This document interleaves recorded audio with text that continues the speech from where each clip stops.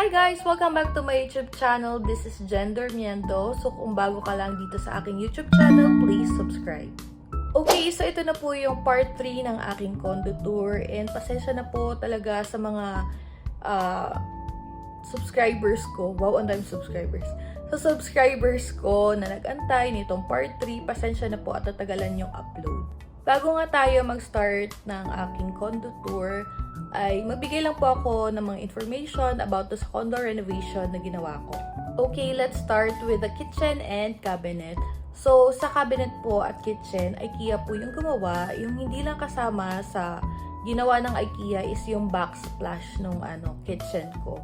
And yung cost ng mga appliances. Next naman is yung contractor ko. Ang contractor ko po is BLK44.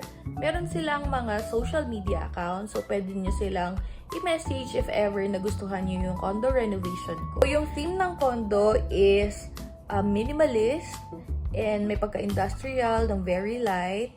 And then, yung color pala na pinili namin is seafoam green.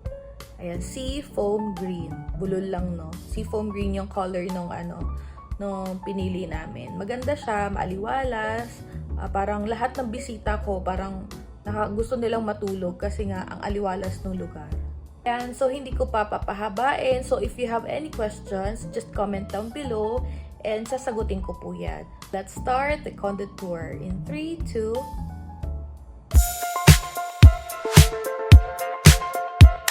Okay, let's start. Upon entering dito sa aking main door, ay andito agad yung kitchen. Sa mga nagtatanong kung saan ako nagpagawa ng modular kitchen, sa IKEA po ako nagpagawa ng modular kitchen. Sa mga hindi nakakaalam, gumagawa po sila ng mga cabinets and kitchen. Punta lang po kayo sa Planning Hub or pwede ako gumawa ng video about that. So, dito sa aking lutuan, meron tayong range hood, tapos stove. Yung stove, range hood, this is from Technogas. Tapos, eto namang range hood, ganun din, Technogas din siya. Ang problema ko lang dito, meron siyang yung pag nagluluto ka sa mantika, pero natatanggal naman yan siya. Yan. Kailangan lang ng azure na liquid para matunaw yung mga mantika dyan. Tapos, sa baba nito ay may oven. Ayan yung oven. From Techno din. At katabi naman nitong oven ay ang aking spice rack. Ayan siya. So, andyan yung mga herbs and spices and soft close na din siya. Dito naman sa next na cabinet, andito yung mga plato, baso, mga mugs, tapos andito din yung mga utensils. So, yan, mga soft close din siya. Next naman dito ay ang sink. So, sa baba ng sink, meron din yung cabinet. Actually, ito, pull out siya. Hindi ko na ipapakita kasi andyan yung trash bin. Para nakatago din siya. Tapos, dito ay meron tayong dishwasher from Techno also. Yan siya. Ginamit ko pa lang to eh. Ayan, may mga plates pa. So, para lang din yung washing machine. And napaka-efficient niya gamitin pag marami ka talagang hugasan. As in, sulit siya gamitin. Next, dito naman tayo sa aking ref. Ayan yung ref ko from Samsung. So, yung taas na space niyan is for microwave. Tapos, ito naman yung pantry. So, hindi ko na din siya bubuksan. Bali, 4 na layer yan. Marami akong mga nakalagay dyan. Mga pang-baking ko, pang-luto. At ito naman ang aking wardrobe. Bali, mirror yung kanyang door para meron siyang illusion na malaki yung space. Ito pala guys yung hallway ng aking kitchen papunta dito sa aking wardrobe. Ang ginamit pala ditong ilaw is track light. Ayan. And yung tiles ay para siyang wood na grayish. Hindi siya vinyl. So dito naman na side, plain lang yung wall. Gusto ko kasi yung ganitong kulay eh. Parang ang presko sa mata. Relaxing lang siya. And dito naman, ito guys, bedroom na to. Mamaya ipapakita ko. Tapos sa ilalim naman ng bedroom, meron tayong storage. Malaki din yung storage na yan, malalim siya. So lahat ng parang bahay na may storage tong condo na to. Yan siya. Hindi ko na siya bubuksan, pero ang malalim yan siya. Tapos na din siya ganyan. Okay, next, itong kitchen ko, Tapos yung tapat niya is yung toilet and bath. And nagpalagay lang kami ng barn door para save sa space. So bubuksan na natin. Upon entering dito sa aking toilet and bath, ayan siya. So may makikita kang malaking mirror. Itong mirror na to is from IKEA. Binili to 2 years ago kasi 2 years ago pa ako nung nag-move in dito 2022. So last 2022, 1,200 lang yung mirror na to. Ngayon parang nag-increase kasi sila ng presyo. So hindi ko alam yung exact price.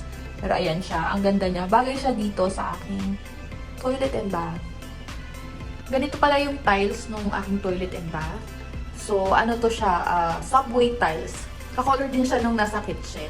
Okay, next dito na tayo. So nagpalagay lang tayo nitong wood. Ayan, straight hanggang doon. Para meron din akong mga lalagyan sa taas ng aking mga toiletries. And then, dito meron tayong sink. And then, faucet. Tapos, nilagay lang ako dyan ng flowers. Fake flowers para hindi siya malanta.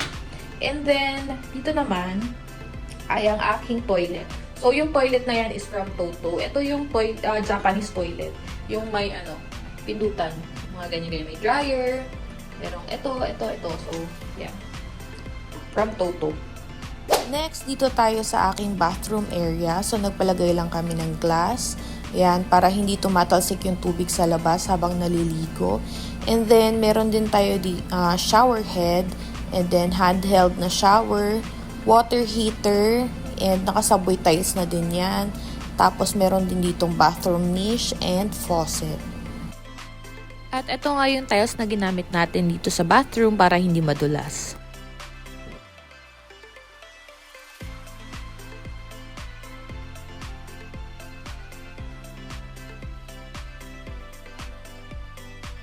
And ito naman yung bedroom ko.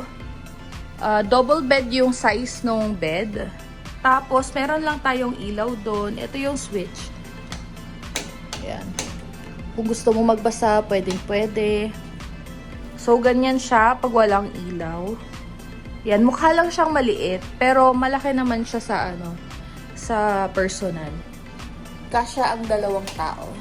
Tapos, ito siya pag may ilaw.